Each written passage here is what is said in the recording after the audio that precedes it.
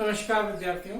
आज हम समझेंगे कि एक व्यवसाय के द्वारा अग्नि बीमा के तहत अगर परिणामी हानि या लाभ की हानि, लॉस ऑफ प्रॉफिट के लिए अगर कोई पॉलिसी ली गई है तो उस पॉलिसी के तहत वास्तव में आग लग जाने पर जब व्यवसाय अव्यवस्थित रहे और वास्तव में लाभ की हानि हो, यानी कि जितना विक्रय करना चाहती थी व्यवसाय सामान्य परिस्थिति में आग के कारण आने वाले अवधि में वो उतना विक्रय नहीं कर पाए और लाभ की मात्रा में कमी हो जाए, तो इस परिणामी हानि, आग के परिणाम स्वरूप जो हानि हो रही है लाभ की, उसके लिए जो पॉलिसी ली गई है उसमें दावे की राशि की गणना कैसे की जाती है, इस बात को आज हम एक व्यवहारिक प्रश्न, न्यूमेरिकल क्वेश्चन की सहायता से समझने का प्रयास करते हैं। सवाल को मैंने एक संक्षिप्त रूप दिया है यहाँ पर। आप देखिए कि एक व्यवसाय है जिसमें आग लग गई और आग की तिथि है 1 जुलाई 2004।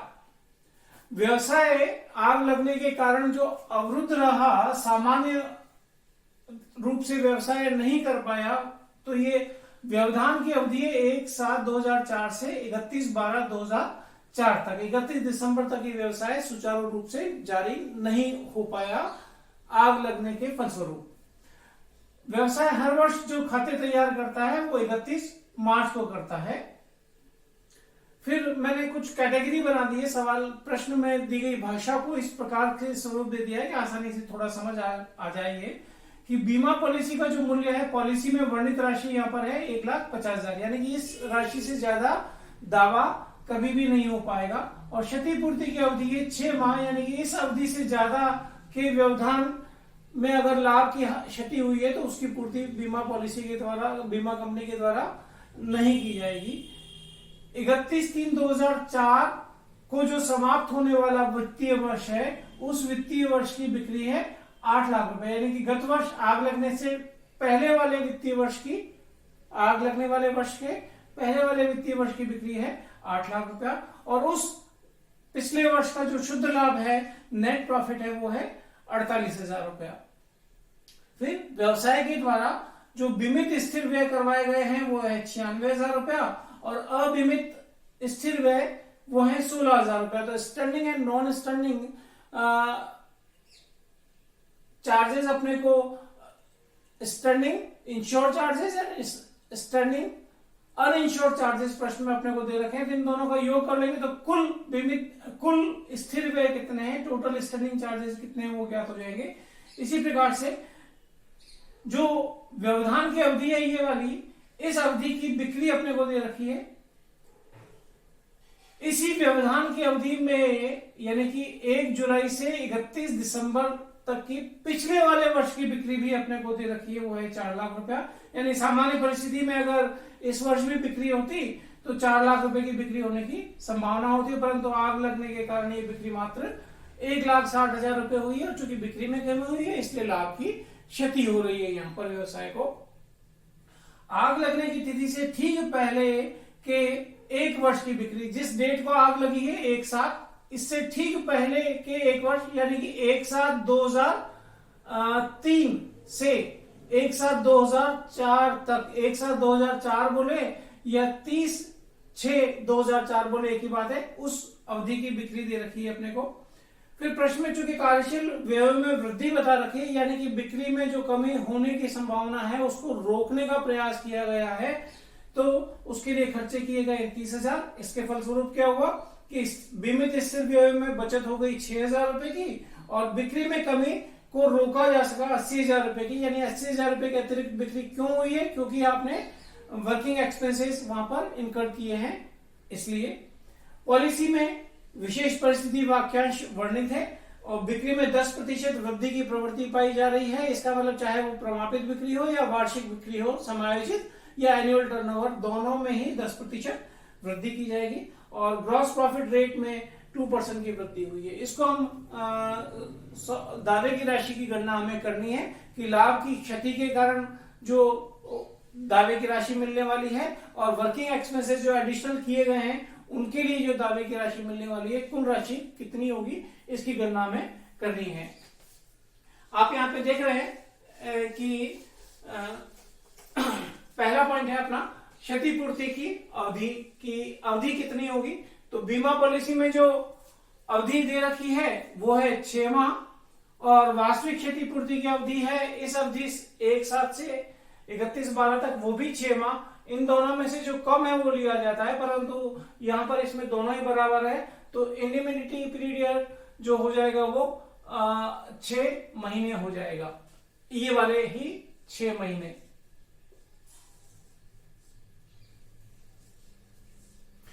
दूसरा पॉइंट है अपना समायोजित प्रमापित बिक्री, एडजस्टेड स्टैंडर्ड सेल्स।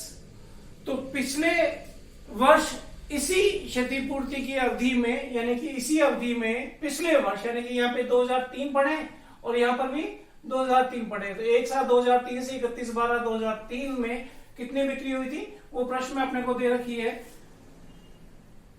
पिछले वर्ष इसी अवधि की बिक्री है वो है 4 लाख रुपया। विशेष परिस्थिति वाक्यांश में कहा गया है कि जब भी बिक्री है, चाहे वो प्रमापित है और चाहे वो वार्षिक है, उसमें वृद्धि की दर कितनी है? 10%। तो इस 10% को, इस 4 लाख का 10%, 40,000 को यहाँ जोड़ दे तो ये आता है 4,40,000 रुपया। ये क्या है? एडजस्टेड स्टैंडर्ड टर्नओवर, समायोजित प्रमापित बिक्री की अगर आग नहीं लगती तो इतने रुपए की बिक्री की संभावना इस 6 माह की क्षतिपूर्ति की अवधि में होनी थी। बिक्री में कमी कितनी हुई? तो इस अवधि में जो बिक्री हुई है एडजस्टेड स्टैंडर्ड टर्नओवर, ये 4,40,000 रुपया। इसमें से क्षतिपूर्ति अवधि में जो बिक्री हुई है, ये क्षतिपूर्ति की अवधि है, इसमें जो बिक्री हुई है वो है 1,60,000 रुपया। इसको अगर हम कम कर दें तो शॉर्ट सेल कितनी हुई? 2,80,000 रुपया। 2,80,000 रुपए की बिक्री में कमी हुई, इसके कारण लाभ में भी कमी हो रही है। यहां पर एक बात मैं फिर बोलूं कि ये जो 1,60,000 रुपए की बिक्री है क्षतिपूर्ति की अवधि की बिक्री, इसमें एडिशनल जो आपने वर्किंग एक्सपेंसेस किए थे और बिक्री में कमी को जो रोका जा सका था वो 80,000 रुपया, ये इसमें शामिल है। यानी कि अगर ये वर्किंग एक्सपेंसेस नहीं होते तो यहाँ पे 80,000 रुपए की कम बिक्री होती, और ये वर्किंग एक्सपेंसेस कर देने से 80,000 रुपए सहित ये कुल बिक्री इस अवधि की 1,60,000 रुपए हुई है। बिक्री में कमी के उपरांत हम कैलकुलेट करते हैं समायोजित सकल लाभ दर। यहां पर जीपी अपॉन सेल्स का फॉर्मूला नहीं होता, यहां पर शुद्ध लाभ, यहां पर वास्तव में ये ऑपरेटिंग प्रॉफिट्स होते हैं यहां पर, परंतु प्रश्न में अपने को शुद्ध लाभ ही मिलेगा हर बार। तो अगर ऑपरेटिंग प्रॉफिट हो तो ऑपरेटिंग प्रॉफिट लिए जाने चाहिए। शुद्ध लाभ प्लस बीमित स्थिर व्यय, net profit plus insured sterling charges upon पिछले वर्ष की बिक्री, लास्ट ईयर्स सेल्स। ये फार्मूला अगर अपन अप्लाई करें तो दर आ जाएगी। राशि हम रख रहे हैं कि पिछले वर्ष का जो लाभ था वो था, यहां पर देखिए 48,000 रुपया, यहां पर प्रतिस्थापित कर दिया। बीमित स्थिर व्यय यहां पर दे रखे हैं अपने को 96,000 रुपया, इसको यहां पर लिख दिया। और पिछले वर्ष की जो बिक्री है वो है 8 लाख रुपया। तो ये कैलकुलेट अगर अपन करेंगे तो जीपी रेट जो आ जाएगी वो आ जाएगी 18%। और विशेष परिस्थिति वाक्यांश के कारण सकल लाभ में 2% की वृद्धि हो रही है, तो ये इसमें हम दर को जोड़ते हैं 2% वृद्धि दर को, तो कुल मिला के एडजस्टेड ग्रॉस प्रॉफिट रेट हो जाएगा 20% की समायोजित सकल लाभ दर या सकल लाभ अनुपात, ये हो जाएगा 20%। पॉइंट नंबर 4 था ये। अब अगर हम पॉइंट नंबर 5 की बात करें तो पॉइंट नंबर 5 है लॉस ऑफ प्रॉफिट, लाभ की क्षति या हानि। लॉस ऑफ प्रॉफिट कितना हुआ?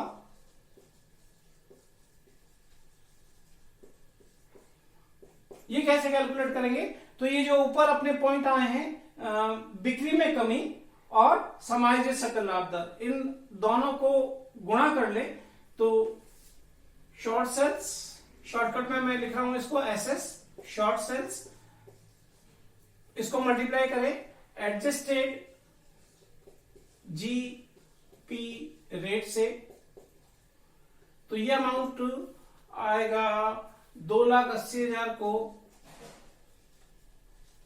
गुणा करने 20% से, तो यह आ जाएगा 56,000, यानी कि हानि हुई है लाभ की वो हुई है 56,000 रुपया। अगर ये एडिशनल एक्सपेंसेस ना किए जाएं तो ये उसकी दावे की राशि है कि व्यवसाय कहेगा कि मुझे 56,000 रुपए की दावे की राशि दे। यह अलग बात है कि पॉलिसी जारी करता है, यानी कि बीमा कंपनी इसके लिए विशेष परिस्थिति वाक्यांश के औसत वाक्यांश के अनुसार, एवरेज क्लॉज के अनुसार बीमित राशि की तुलना बीमा योग्य राशि से करके नेट क्लेम का निर्धारण करेगी। फिलहाल चूंकि इस प्रश्न में कार्यशील व्ययों में वृद्धि भी दे रखी है, तो इसके लिए भी बीमा कंपनी, चूंकि बिक्री में कमी को रोका जाएगा इससे, तो लाभ में वृद्धि हो जाएगी, तो बीमा कंपनी इन व्ययों के लिए भी दावे की राशि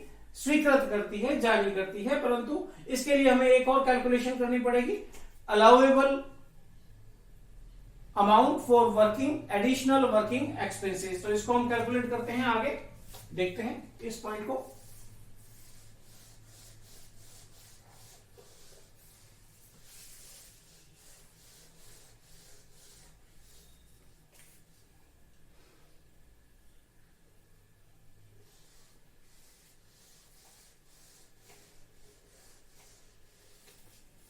पॉइंट नंबर 6, अतिरिक्त कार्यशील व्ययों के लिए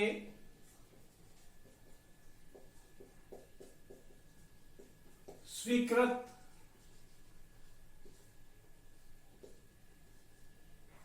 राशि, allowable amount for additional working expenses. इसमें 3 पॉइंट्स होते हैं। पहले पॉइंट के अनुसार जो अतिरिक्त कार्यशील व्यय हैं, इसको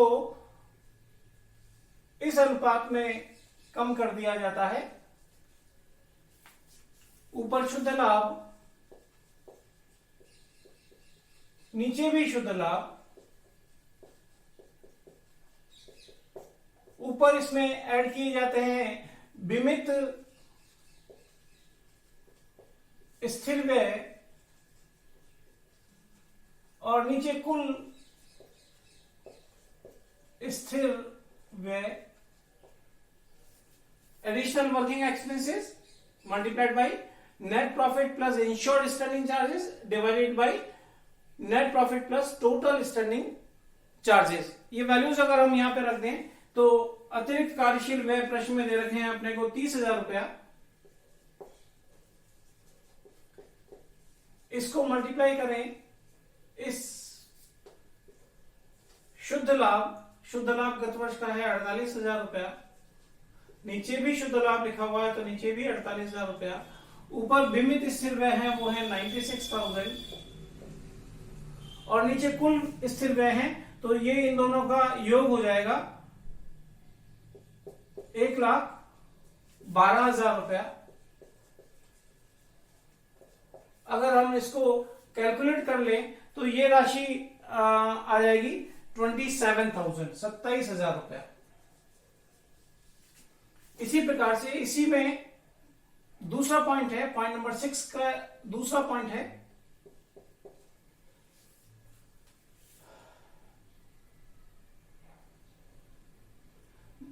जो बिक्री में कमी रोकी जा सकी,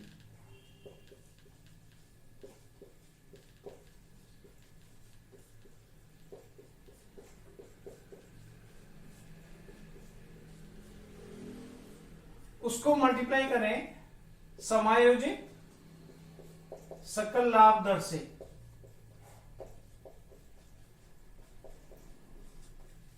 तो बिक्री में कमी जो रोकी जा सकी वो है 80,000 रुपया। समायोजित सकल लाभ दर अभी हमने यहां पर कंप्यूट की थी, वो थी 20%, तो ये 16,000 रुपया। और तीसरा पॉइंट है जो वास्तविक अतिरिक्त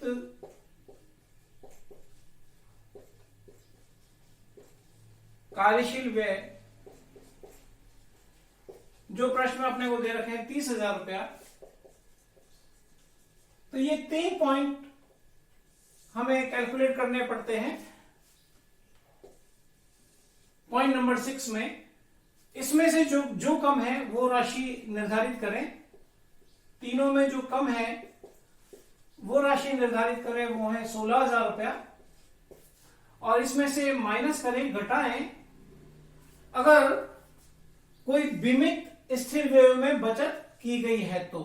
बीमित स्थिर व्यय में प्रश्न में दे रखा है बचत की गई है, तो बीमित स्थिर व्ययों में बचत, saving in insured standing charges amounted to rupees 6,000, so difference is 10,000. What is this? This is allowable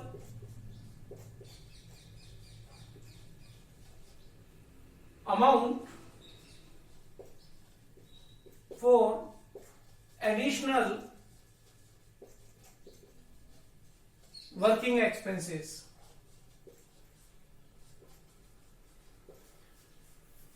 तो एक और दावे की राशि की गणना हो गई, वो है 10,000 रुपया। पहले हमने इससे पहले पॉइंट नंबर 5 में हमने कैलकुलेट किया था लाभ की क्षति के लिए 56,000 रुपया, और अब पॉइंट नंबर 6 में एडिशनल वर्किंग एक्सपेंसेस के लिए 10,000 रुपया। तो ग्रॉस क्लेम इन दोनों के योग के बराबर हो जाएगा। तो अगला पॉइंट, छठे पॉइंट के बाद में जो 7वां पॉइंट है वो यही है, पॉइंट नंबर 7, सकल दावे की राशि, सकल दावे की राशि ये होती है लाभ में, लाभ की जो हानि हुई है उसके लिए दावे की राशि प्लस कार्यशील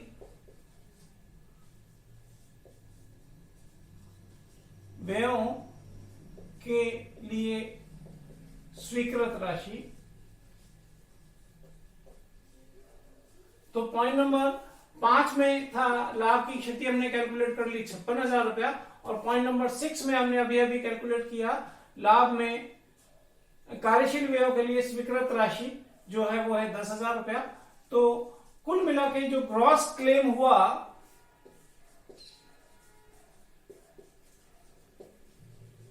वो हुआ 66,000 रुपया।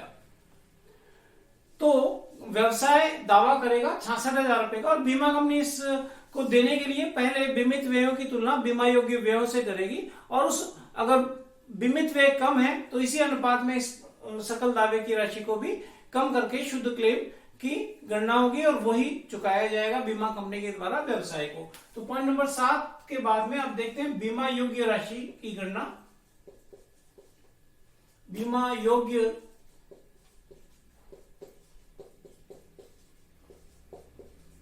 राशि, इंश्योरेबल अमाउंट, और इसके लिए लिया जाता है आग लगने की ठीक पहले के 12 माह की बिक्री को यह आधार होता है। और वो हमें प्रश्न में दे रखा है आग लगने के ठीक पहले के 12 माह या 1 वर्ष की बिक्री है वो है 8,80,000 रुपया। इसमें अगर विशेष परिस्थिति वाक्यांश में कोई बात वर्णित है बिक्री के संदर्भ में कमी या वृद्धि के लिए, तो विशेष परिस्थिति वाक्यांश के अनुसार समायोजन करना है, और वो है 10% इस विक्रय का। तो इसमें अगर आप जोड़ दें तो 88,000 रुपया, तो ये हो जाएगा 9,68,000 रुपए। ये क्या आया? ये आया एडजस्टेड एनुअल सेल्स।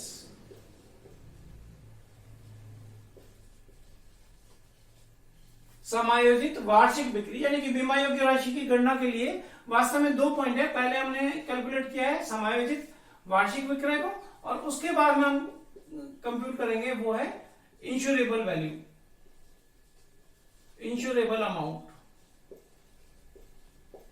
तो ये जो आपने अभी अभी कैलकुलेट किया है एडजस्टेड एनुअल सेल्स, समायोजित, नीचे लिख देता हूं मैं इसको, समायोजित वार्षिक विक्रय या बिक्री, इसको मल्टीप्लाई करना है समायोजित सकल लाभ दर से। तो 9,68,000 को मल्टीप्लाई करें 20% से, तो ये राशि जो आएगी वो 1,93,600, 193,600। यहां पे देखिए प्रश्न में जो बीमा पॉलिसी का मूल्य है, इंश्योर्ड अमाउंट है, वो है 1,50,000 रुपया, जबकि व्यवसाय के द्वारा बीमा पॉलिसी ली जानी चाहिए थी 1,93,600 की। चूंकि बीमित मूल्य बीमा योग्य मूल्य से कम है, इसलिए नेट क्लेम इसी अनुपात में, ग्रॉस क्लेम को इसी अनुपात में कम करके नेट क्लेम का निर्धारण कर लिया जाएगा। तो पॉइंट नंबर 8 के बाद में अब पॉइंट नंबर 9, शुद्ध दावा। शुद्ध दावे की राशि के लिए ग्रॉस क्लेम्स, जो सकल दावा है उसको लें और इसको इस अनुपात में कम कर दें, बीमित मूल्य डिवाइडेड बाय बीमा योग्य मूल्य।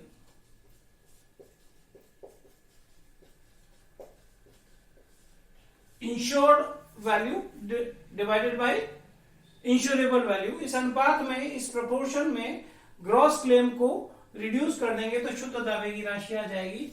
पॉइंट नंबर 7 में सकल दावा है अपने पास में 66,000 रुपया। बीमित मूल्य प्रश्न में मिल जाता है अपने को, वो है 1.5 लाख रुपया।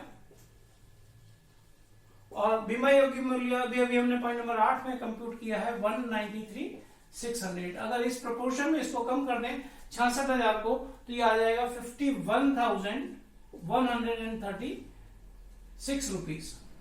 यानी कि शुद्ध दावा इस व्यवसाय को बीमा कंपनी से जो मिलेगा वो मिलेगा 51,136 रुपया। चूंकि बीमित मूल्य बीमा योग्य मूल्य से कम है, तो औसत वाक्यांश के अनुसार उसके सकल दावे को रिड्यूस कर दिया गया है। यहां पर ये ध्यान रखें, अगर बीमित मूल्य बीमा योग्य मूल्य से ज्यादा हो जाए, उल्टा हो जाए कि ये ज्यादा है ये कम है, तो ऐसी स्थिति में सूत्र का प्रयोग नहीं किया जाता। सकल दावा की जो राशि है वही शुद्ध दावे की राशि हो जाएगी। यानी कि इससे ज्यादा, सकल दावे से ज्यादा इंश्योरेंस कंपनी अपने को क्लेम नहीं देती है। तो इन सब बातों को ध्यान में रखते हुए हम परिणामी हानि का बीमा, कॉन्सिक्वेंशियल लॉसेस, और या लाभ की क्षति, लॉस ऑफ प्रॉफिट के लिए दावे की राशि की गणना करते हैं। इसमें जो भी विशेष बातें थी उनको याद रखते हुए सवाल में कैलकुलेशन करें तो गलतियां नहीं होंगी। धन्यवाद।